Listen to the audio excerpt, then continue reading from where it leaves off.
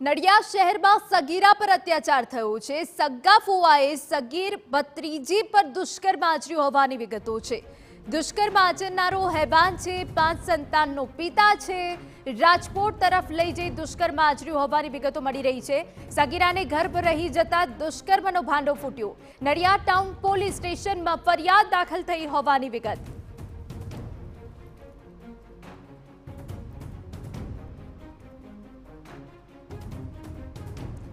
સંવાદદાતા ધર્મેન્દ્ર કપાસી વધુ વિગતે વાત કરવા જોડાયા છે। ધર્મેન્દ્ર, શું છે સમગ્ર મામલો?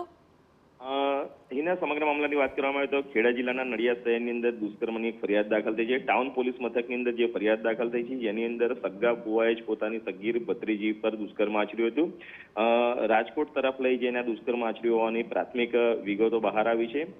સમગ્ર મામલે નડિયાદ ટાઉન પોલીસ મથકની અંદર ફુવા વિરુદ્ધ કાયદેસરની ફરિયાદ દાખલ કરાવી દેવામાં આવી છે અને પોલીસ દ્વારા આરોપીની ટૂંક સમયમાં ધરપકડ થાય તેવી શક્યતાઓ જોવાઈ રહી છે।